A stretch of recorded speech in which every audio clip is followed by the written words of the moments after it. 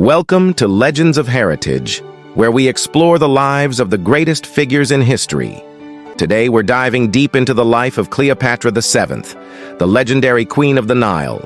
Her story is one of intrigue, love, ambition, and ultimate tragedy.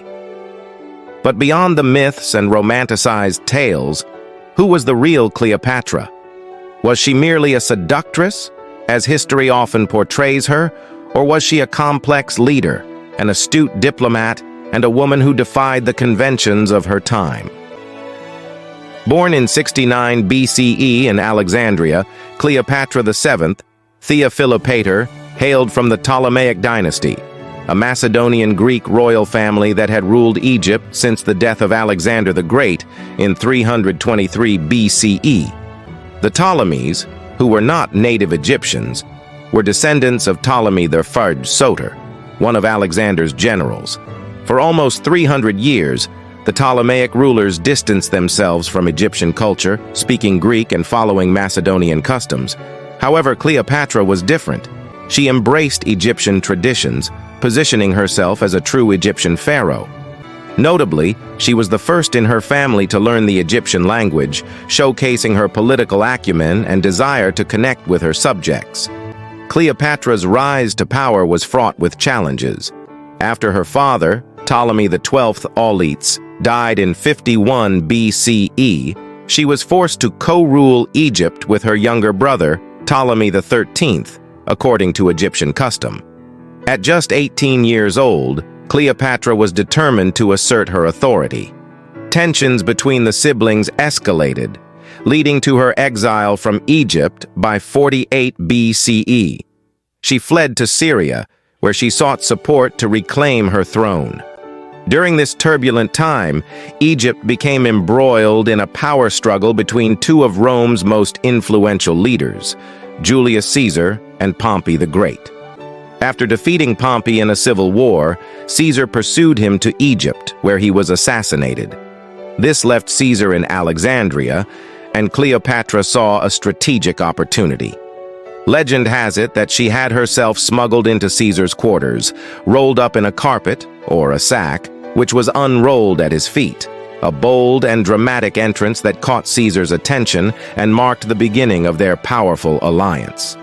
Contrary to the portrayal of Cleopatra as merely a seductress, she was highly educated, having studied at the Library of Alexandria, one of the ancient world's greatest centers of learning.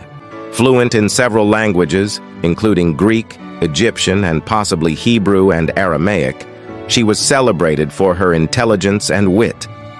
Cleopatra's relationship with Caesar was not solely romantic. It was a calculated political partnership. With Caesar's support, she defeated her brother's forces and reclaimed her throne, ruling as the sole pharaoh of Egypt. Their union produced Caesarion, or Ptolemy XV, born in 47 BCE. Cleopatra proclaimed him co-ruler and heir, presenting him as the legitimate successor to both Egypt and Caesar's legacy in Rome.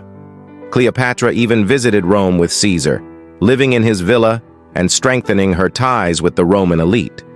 However, their alliance was tragically cut short when Caesar was assassinated in 44 BCE.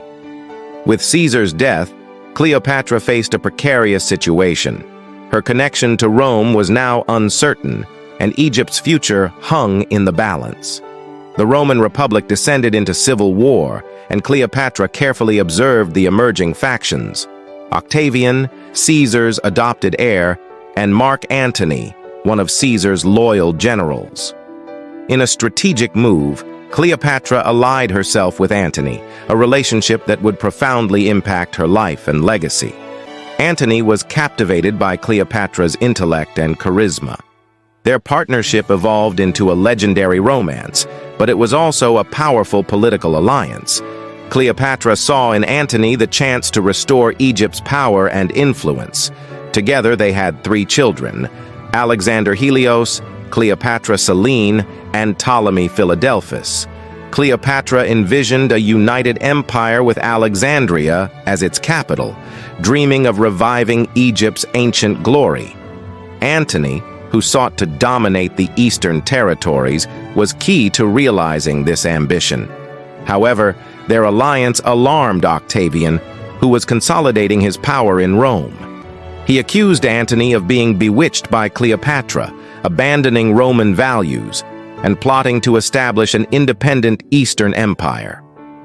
The propaganda war waged by Octavian painted Cleopatra as a manipulative foreign queen, using her charm to control Antony. The tension culminated in the Battle of Actium in 31 BCE, one of history's most famous naval confrontations.